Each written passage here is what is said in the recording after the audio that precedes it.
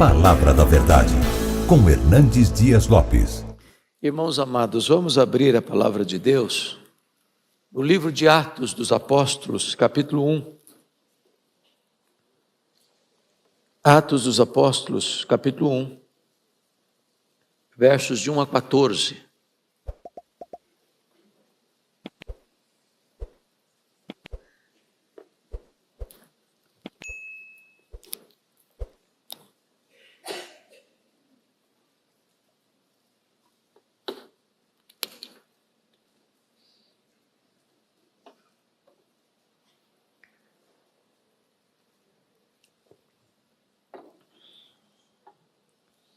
Está escrito: escrevi o primeiro livro a Teófilo, relatando todas as coisas que Jesus começou a fazer e a ensinar, até o dia em que, depois de haver dado mandamentos, por intermédio do Espírito Santo aos apóstolos que escolhera, foi elevado às alturas. A estes também, depois de ter padecido, se apresentou vivo com muitas provas incontestáveis, aparecendo-lhes durante 40 dias e falando das coisas concernentes ao reino de Deus. E comendo com eles, determinou-lhes que não se ausentassem de Jerusalém, mas que esperassem a promessa do Pai, a qual disse ele: de mim ouvistes. Porque João, na verdade, batizou com água, mas vós sereis batizados com o Espírito Santo, não muito depois desses dias. Então os que estavam reunidos lhe perguntaram: Senhor, será este o tempo em que restaures o reino a Israel? Respondeu-lhes: não vos compete conhecer tempos ou épocas, cronos ou kairós, que o Pai reservou pela sua exclusiva autoridade. Mas recebereis poder ao descer sobre vós o Espírito Santo. Sereis minhas testemunhas, tanto em Jerusalém como em toda a Judeia e Samaria, e até os confins da terra. Ditas estas palavras, foi Jesus elevado às alturas à vista deles, e uma nuvem o encobriu de seus olhos. Estando eles com os olhos fitos no céu, enquanto Jesus subia, eis que 2 varões vestidos de branco se puseram ao lado deles e lhes disseram: varões galileus, por que estáis olhando para as alturas? Esse Jesus que dentre vós foi assunto ao céu, virá do modo como vistes subir. Então voltaram para Jerusalém, do monte chamado Olival, que dista daquela cidade, tanto como a jornada de um sábado.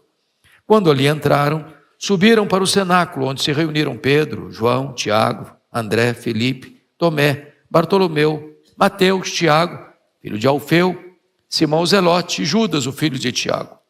Todos estes perseveravam unânimes em oração, com as mulheres, com Maria, mãe de Jesus, e com os irmãos dele. Capítulo 2, versos de 1 a 4. Ao cumprir-se o dia de Pentecostes, estavam todos reunidos no mesmo lugar. De repente, veio do céu um som como de um vento impetuoso e encheu toda a casa onde estavam assentados. E apareceram distribuídas entre eles línguas como de fogo, e pousou uma sobre cada um deles. Todos ficaram cheios do Espírito Santo e passaram a falar em outras línguas, segundo o Espírito lhes concedia que falassem. Amados, eu gostaria de meditar com vocês nesta noite sobre o poder do Espírito Santo na vida da igreja. É impossível exagerar a importância da pessoa e da obra do Espírito Santo na vida da igreja. Nós cremos que Deus é um só, mas consiste em 3 pessoas: o Pai, o Filho e o Espírito Santo. O Pai não é o Filho não é o Pai não é o Espírito Santo não é o Pai nem o Filho. São 3 pessoas distintas, da mesma natureza, da mesma essência, tendo os mesmos atributos, realizando as mesmas obras. Mas, dentro do projeto da redenção, coube ao Espírito Santo ser o aplicador da obra da redenção. O Pai enviou o Filho realizou a obra da redenção, mas quem aplica esta obra ao coração é o Espírito Santo. O Pai planejou, o Filho executou, o Espírito Santo aplica esta redenção. De tal maneira que o Espírito Santo é vital para nós, porque Ele quem convence de pecado, Ele quem regenera, Ele quem batiza no corpo de Cristo, Ele quem sela para o dia da redenção, Ele quem nos santifica, Ele quem dá dons espirituais, Ele quem reveste a igreja de poder. Então hoje eu gostaria de tratar com vocês de alguns aspectos da obra e do poder do Espírito Santo na vida da igreja. Em primeiro lugar, chamo a sua atenção para a promessa do Espírito Santo, no capítulo 1, versos 4 a 8. E eu chamo a sua atenção para o verso 4. Comendo com eles, determinou-lhes que não se ausentassem de Jerusalém, mas que esperassem a promessa do Pai, a qual disse ele de me ouvisse. Que promessa é essa? Essa promessa foi dada lá no livro de Joel, capítulo 2, versos 28 a 30.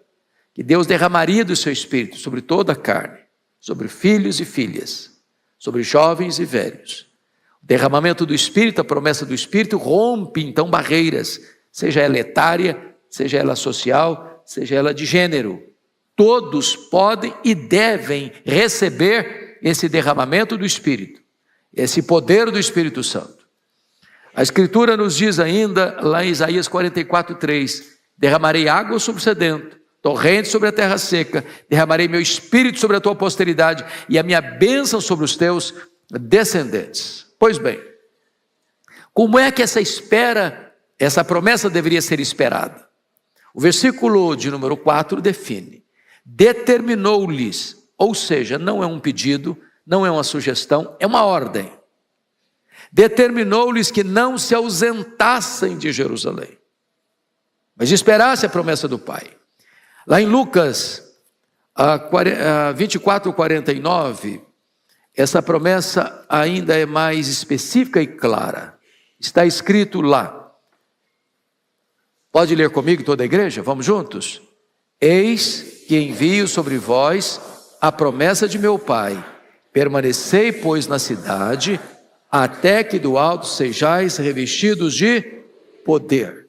Então, a recepção desta promessa é resultado também de uma espera obediente.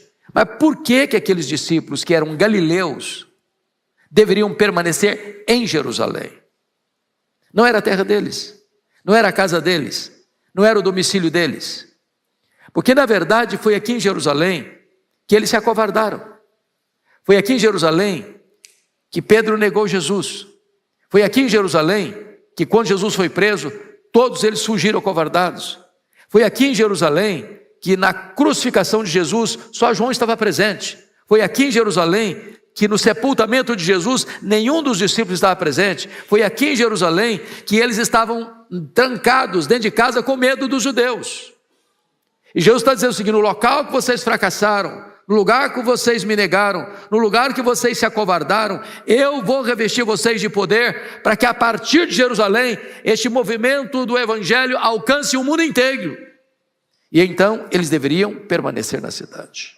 Terceiro, esta promessa do Pai é resultado de uma expectativa de poder. Volte os olhos comigo para o verso 6 do capítulo 1 de Atos.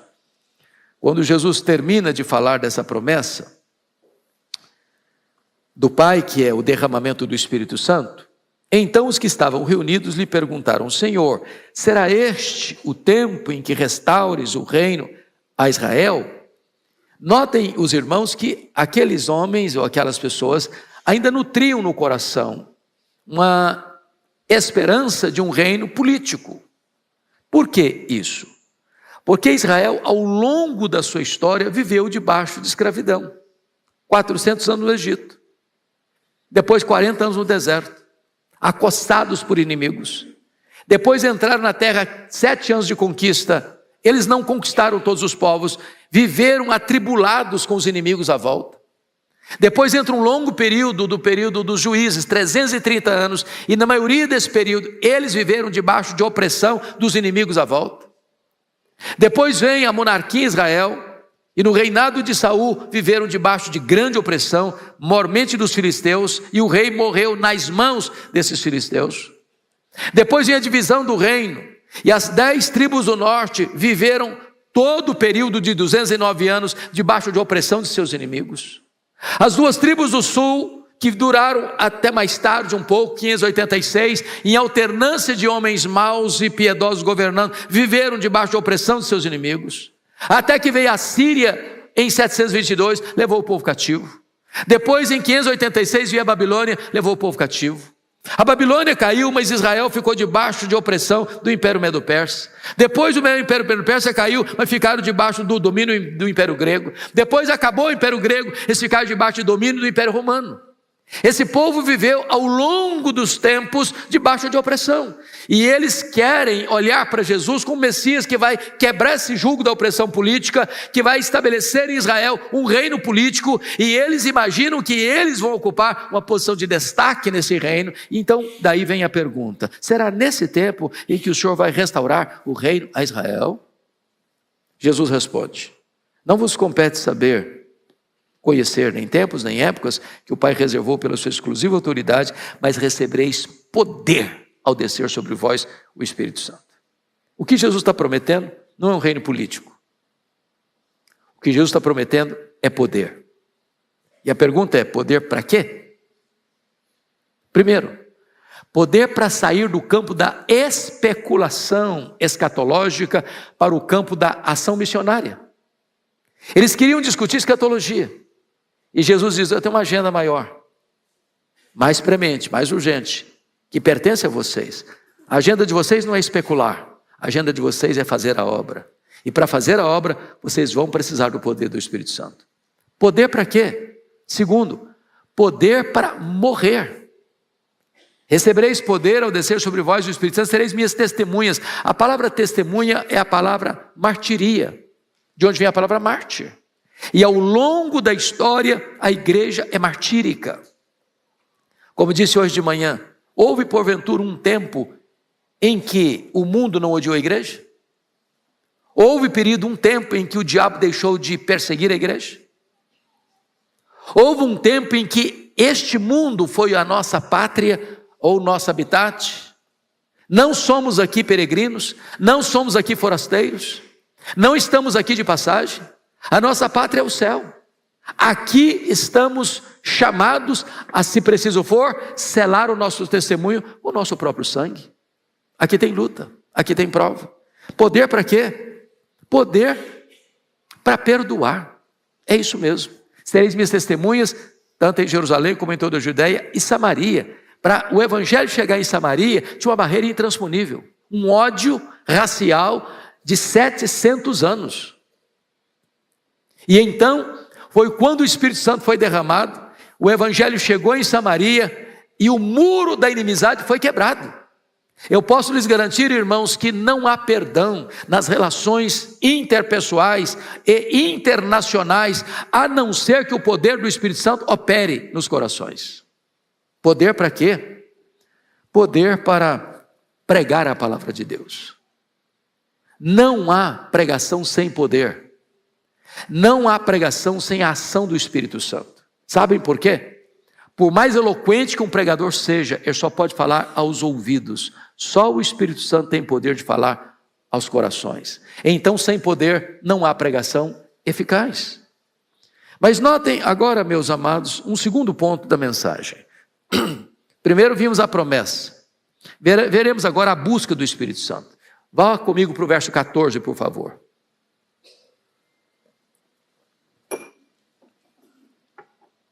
A igreja pode ler comigo esse versículo? Vamos juntos? Todos estes perseveravam unânimes em oração com as mulheres, com Maria, mãe de Jesus, e com os irmãos dele. Então vejamos que estes aqui, todos estes, conforme o versículo 15, logo a seguir, eram 120 pessoas.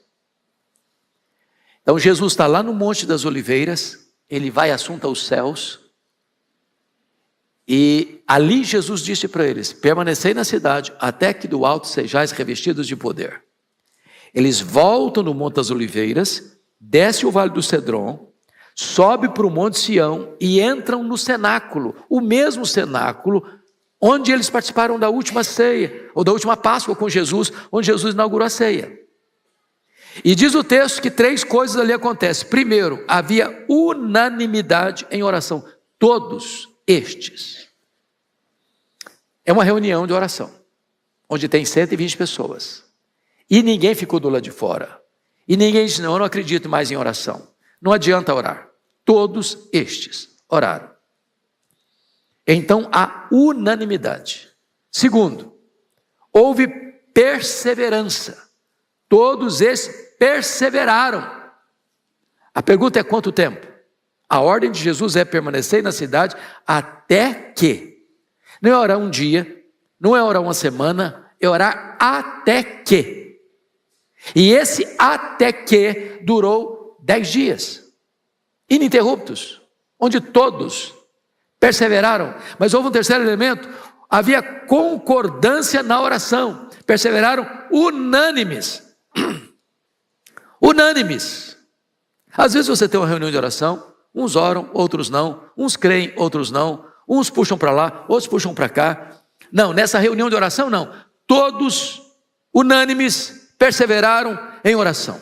Ou seja, a condição que Jesus estabeleceu para que a promessa do Pai fosse cumprida, ou seja, o derramamento do Espírito Santo acontecesse, foi obedecida à risca por aquelas 120 pessoas. Quem estavam lá? Primeiro, os apóstolos de Jesus, exceto Judas Iscariotes, que havia cometido suicídio. Quem estava lá? Maria, mãe de Jesus. Quem estava lá? Os irmãos de Jesus, que só passaram a crer nele depois da ressurreição. Quem estava lá? As mulheres da Galileia. As mulheres da Galileia. Conforme Lucas 8, 3, tinham 3 citadas por nome, Maria Madalena, Joana, Susana e muitas outras, as mulheres que financiaram e bancaram financeiramente o ministério itinerante de Jesus, elas também estavam lá, e muitos outros discípulos, que nós não sabemos seu nome, estavam lá buscando a promessa do Pai. Então, veio o terceiro ponto, que é o cumprimento da promessa, é o derramamento do Espírito, conforme Joel capítulo 2. Então vamos para o capítulo 2, versos 1 a 4. Primeiramente foi um fenômeno celestial. Veja você o que está escrito. Ao cumprir-se o dia de Pentecostes, essa palavra Pentecostes significa 50, ou seja, 50 dias depois da Páscoa. Jesus morreu na Páscoa, ficou 40 dias com os discípulos até ir assunto aos céus. Depois eles passam 10 dias no cenáculo, portanto 50 dias. Ao cumprir-se o dia de Pentecostes, que era uma festa, estavam todos reunidos no mesmo lugar. Depois de 10 dias, ninguém saiu, ninguém se distraiu, ninguém foi fazer outra coisa. Eles estavam focados, centralizados na agenda estabelecida pelo próprio Jesus. De repente, veio do céu um som. Então a primeira coisa é que é um fenômeno celestial, tem som, ou seja, é audível, não é uma sensação subjetiva, dá para se ouvir. Mas que tipo de som? Como de um vento impetuoso. Você já escutou a voz do vento? Você não vê o vento, mas você escuta a voz dele, não sabes de onde vem, nem para onde vai, mas ele tem uma voz. Então, o vento é um símbolo do Espírito Santo. Ele sopra onde quer. Ele é livre e ele é soberano. A ciência já descobriu tantas coisas lindas. Ela pode medir a velocidade do vento. Ela pode até dizer mais ou menos para onde o vento vai, mas ela não pode cercar o vento. O vento é livre, o vento é soberano. Mas o texto nos diz mais,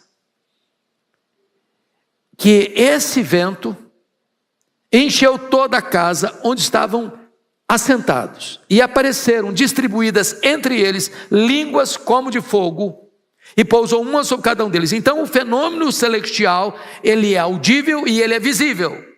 Eles escutam e eles veem. E se o vento é símbolo do Espírito Santo, o fogo também o é.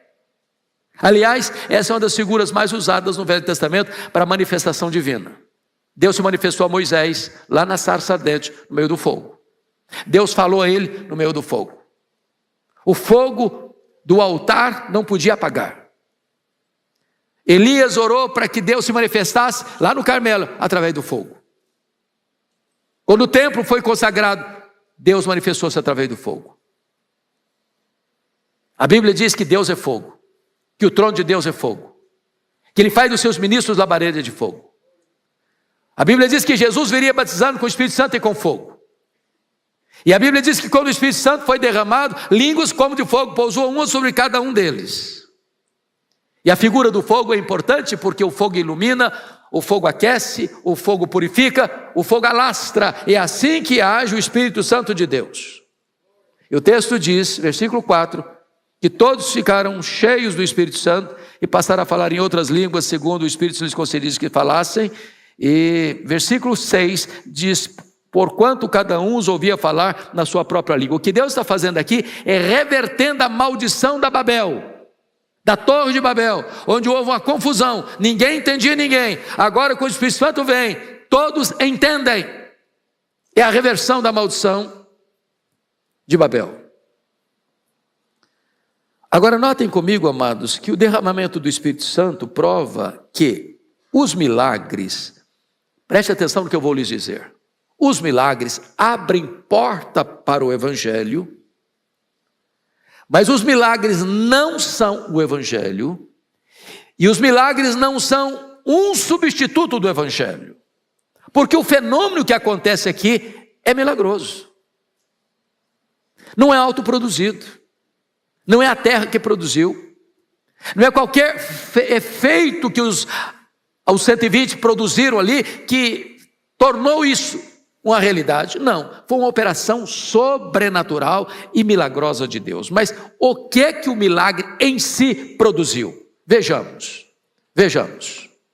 Em primeiro lugar, produziu ceticismo. Versículo 12, confira aí comigo. 2:12. Todos atônitos e perplexos interpelavam uns aos outros. Que quer isto dizer? O milagre está lá. Ele é audível, ele é visível, ele é notório, ele é eloquente. Mas quando as multidões se ajuntam e olham o fenômeno, o que produz? Apenas ceticismo. Que quer isso dizer? Segundo elemento, versículo 7. Preconceito. Estavam, pois, atônitos e admiravam, dizendo, vede, não são porventura galileus todos esses que aí estão falando? Vamos entender essa cultura aqui, irmãos. Por favor, olha a geografia bíblica. Nós estamos falando de Jerusalém. Jerusalém está no sul, está na Judéia. Esses homens todos são galileus. Galileus. É por isso que quando Jesus subiu, quem estava lá olhando eram galileus, varões galileus. E aqui na Judéia tinha preconceito em relação aos lá do norte, chamado galileus. Então não são esses porventura galileus, está dizendo, esquece, isso é gente sem massa cinzenta, isso é gente inferior. Isso é uma, desculpa da expressão bem brasileira, uma gentalha. Esquece, preconceito. O que o milagre em si produziu? Ceticismo, preconceito. Terceiro lugar, produziu o que? Zombaria. Olha o versículo 13. Outros, porém, zombando, diziam, estão embriagados. Então preste atenção nisso. A não ser que o Espírito Santo de Deus esclareça alguém, ver milagres, contemplar milagres, não produz fé salvadora. Porque o milagre não tem o propósito de produzir fé salvadora. A fé vem pelo ouvir e ouvir a palavra de Deus. O propósito do milagre é impactar. O propósito do milagre é chamar a atenção. Mas ele em si não é um substituto. É tanto razão que, diante desse fato, é que Pedro se levanta. Para dizer, não, eles não estão bêbados não. São 9 horas da manhã. O que está acontecendo aqui é o que prometeu Joel, que nos últimos dias derramaria seu Espírito sobre toda a carne. Filhos e filhas, velhos e jovens, servos e servas. Então o que está acontecendo aqui não é embriaguez. E então diz a Bíblia que ele, cheio do Espírito Santo, se levantou para pregar um sermão cristocêntrico. E ao pregar, os corações se compungiram, se derreteram. porque a fé vem pelo ouvir e ouvir a palavra de Deus. Mas chama a sua atenção para um outro ponto. A plenitude do Espírito Santo é uma experiência pessoal, intransferível, do enchimento do Espírito Santo. Veja comigo, por favor, o versículo 4, 2:4. Toda a igreja comigo de novo. Só na parte inicial. Todos ficaram cheios do Espírito Santo. Todos quantos? Todos quantos? Todos os 120 que estavam no cenáculo.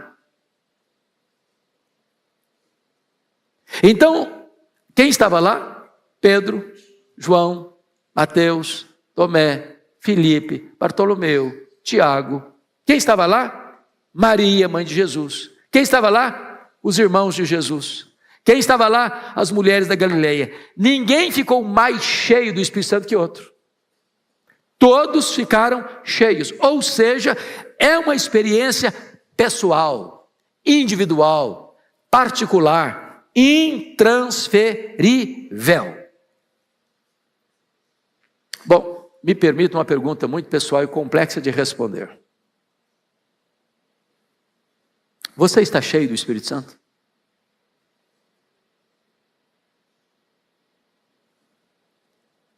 Porque isso não foi um fato estanque que acontece. A partir desse momento, o natural, o normal, é ser cheio do Espírito Santo.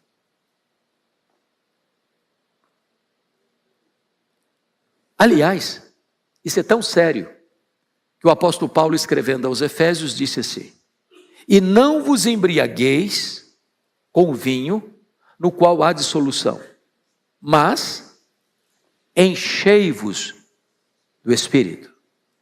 Então vamos pegar a palavrinha enchei. Porque na língua grega tem um recurso que nós não temos na língua portuguesa com tanta clareza, que é o chamado presente contínuo. Então, enchei-vos do Espírito não é você ser cheio hoje e nunca mais precisar se encher de novo. É encher hoje, amanhã, depois de amanhã, semana que vem, mês que vem, o ano que vem, continuamente, sem cessar. Mas vamos dar um exemplo de o que não é um presente contínuo. Jesus lá em Caná da Galileia, numa festa de casamento, disse para os serventes assim: enchei d'água as talhas. Tinham 6 talhas. Cada talha daquela cabia 100 litros. A palavra lá não é no presente contínuo. Jesus está dizendo, enchei d'água as talhas, para encher só essa vez, não vai encher amanhã de novo não, é só agora. Nunca vai precisar repetir, não vai repetir, é só agora. Mas aqui não, enchei-vos do Espírito. Agora notem, há 2 pecados aqui. Primeiro, é embriagar-se. Segundo, é não ser cheio do Espírito. Um é um pecado negativo, outro é um pecado, aspecto positivo, como de atitude. Então, a partir desse momento que o Espírito Santo foi dado à igreja, derramado sobre a igreja, o padrão de Deus, o normal de Deus, é que você e eu sejamos cheios do Espírito Santo. Aliás, certa feita, um diácono da igreja reclamou com o Dr. Billy Graham que eles estavam enfrentando um problema lá na comunidade deles, que tinha um diácono da igreja que estava se embriagando. Estava trazendo muito transtorno para a comunidade, para a família. E aí o Billy Graham perguntou ao diácono assim, que estava conversando com ele: me responda, irmão, e os demais membros da igreja estão cheios do Espírito Santo? Porque às vezes nós só achamos que pecado é se embriagar, e é mesmo. Mas não achamos que não estar cheio do Espírito Santo seja um pecado. É por isso que a experiência é individual. E hoje o Espírito Santo de Deus, que já habita em você e em mim, quer que você e eu saiamos aqui hoje cheios do Espírito Santo. Isso é o normal que Deus requer de nós. Pois bem, mas me permita ainda mais um ponto. Como é que foi a pregação de Pedro, revestido com o poder do Espírito Santo? Se você perceber do verso 14 até o verso 36, Pedro se levanta para pregar, cheio do Espírito Santo. E como é que foi a pregação dele? Primeiro, a pregação de Pedro foi cristocêntrica na sua essência. Pedro pregou o quê? A morte de Cristo, a ressurreição de Cristo, a ascensão de Cristo e o senhorio de Cristo. Então notemos, sempre que alguém está cheio do Espírito Santo, ele vai apontar para Jesus. Quer saber se uma vida está cheia do Espírito Santo? Veja se você está levando uma vida cristocêntrica. J.I. Packer, no seu livro A Dinâmica do Espírito, diz que o papel do Espírito Santo é o papel do holofote. Você está andando em São Paulo, de vez em quando você vê um prédio iluminado. Você vê a beleza do prédio, mas você não vê a luz. Porque o papel daquele holofote não é chamar atenção para ele, é chamar atenção para o prédio. O Espírito Santo não veio para exaltar a si mesmo, o Espírito Santo veio para exaltar Jesus. O Espírito Santo veio para mostrar Jesus, para glorificar Jesus. E é por isso que Pedro se levanta cheio do Espírito Santo e prega um sermão cristocêntrico. Mas em segundo lugar, o sermão de Pedro foi eficaz quanto ao seu propósito. No versículo 37, está escrito que, ouvindo eles estas coisas, compungiu-se-lhes o coração. E aqui há algo belíssimo, queridos presbíteros, é que o apelo aqui não parte do pregador para o auditório, parte do auditório para o pregador. Em havendo avivamento, irmãos, não é necessário que o pregador faça o apelo brota de lá para cá e não daqui para lá. Foi assim com João Batista também. Quando ele estava pregando no deserto, as multidões que perguntaram: o que nós vamos fazer? Os publicanos que perguntaram: o que vamos fazer? Os soldados que perguntaram: o que vamos fazer? Quando o Espírito Santo age, esse sermão, esta mensagem é eficaz quanto a esse propósito, compunge os corações. Terceiro, a pregação de Pedro foi clara em suas exigências. Olha o versículo 38 comigo. Está escrito: respondeu-lhes Pedro: arrependei-vos, e cada um de vós seja batizado em nome do Senhor Jesus. Arrependimento. Quarto, essa pregação foi específica quanto à promessa. Olha o versículo 38 ainda, quando ele disse: cada um de vós seja batizado em nome do Senhor Jesus para a remissão de vossos pecados, e recebereis o dom do Espírito Santo. Recebereis o dom do Espírito Santo. Ou seja, o Espírito Santo vai ser dado, derramado. Agora veja bem que os 120 estão cheios, e ele está pregando para aquela multidão que se reuniu. Ele está dizendo: se essa multidão se arrepender, o que nós experimentamos, vocês também vão experimentar. Vocês vão receber o dom do Espírito Santo. Mas finalmente, essa pregação foi vitoriosa quanto aos seus resultados. Olha comigo o verso 41, por gentileza. Está escrito: então os que lhe aceitaram a palavra foram batizados, havendo um acréscimo naquele dia de quase 3.000 pessoas. Já pensou que coisa extraordinária? Um sermão só, quase 3.000 pessoas convertidas. Resultado da manifestação do poder do Espírito Santo de Deus. Eu quero então concluir. Como é que esta igreja agora cheia do Espírito Santo vive? Esse é o desejo da Igreja Presbiteriana de Pinheiros. Este é o nosso desejo. Então eu quero destacar brevissimamente 6 coisas. Primeiro, uma igreja cheia do Espírito Santo, ela tem compromisso com a palavra de Deus. Versículo 42 está escrito: e perseveraram na doutrina dos apóstolos. Não dá para ser cheio do Espírito Santo e deixar para lá a Bíblia. Uma igreja que não é bíblica não pode ser cheia do Espírito Santo. Pode dar nome de outras coisas, fenômenos extraordinários, esquisitices, peraltices espirituais, mas o Espírito Santo não. O Espírito Santo está comprometido com a palavra de Deus. Segundo, uma igreja cheia do Espírito Santo, irmãos, ela tem prazer na oração. Versículo 42 diz que perseveravam nas orações. É uma igreja que ora. Se uma igreja não ora, aí não está o espírito de súplica. Se uma igreja não ora, ela precisa desesperadamente do revestimento do Espírito Santo, da presença do Espírito Santo, do poder do Espírito Santo. Terceiro, uma igreja cheia do Espírito Santo acaba com as rusgas, com as querelas, com as disputas, com as brigas, com as contendas, com as divisões.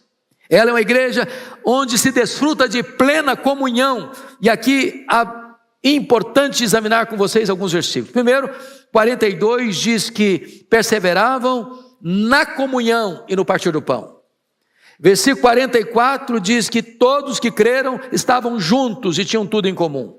Versículo 45 diz que vendiam suas propriedades e bens, distribuindo o produto entre todos, à medida que cada um tinha necessidade. E o versículo 46 diz que diariamente perseveravam unânimes no templo, partiam o pão de casa em casa, tomavam suas refeições com alegria, singeleza de coração. Ou seja, esse povo é um povo unido, é um povo coeso, é um povo que se ama, é um povo que tem comunhão e intimidade. Mas, ainda, quarto lugar, uma igreja cheia do Espírito Santo, ela adora a Deus com entusiasmo. Olha o versículo 47. Louvando a Deus. Louvando a Deus.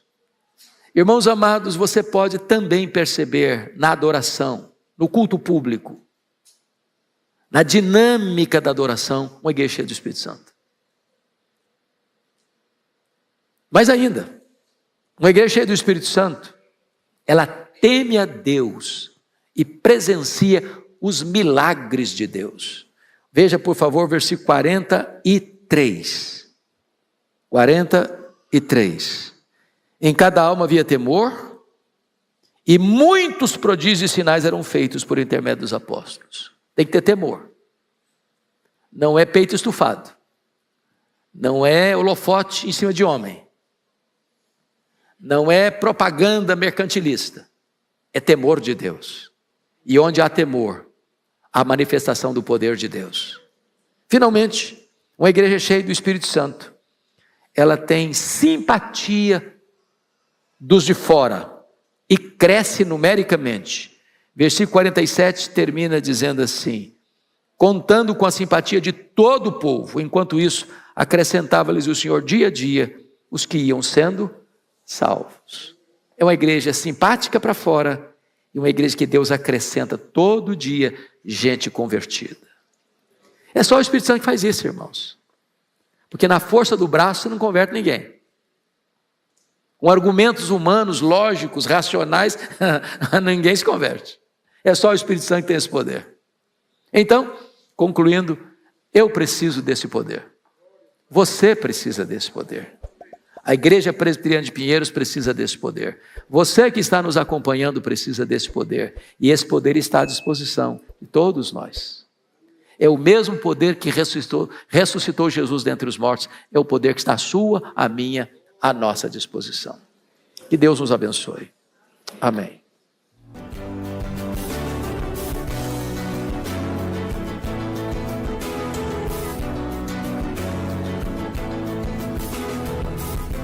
Palavra da Verdade, com Hernandes Dias Lopes.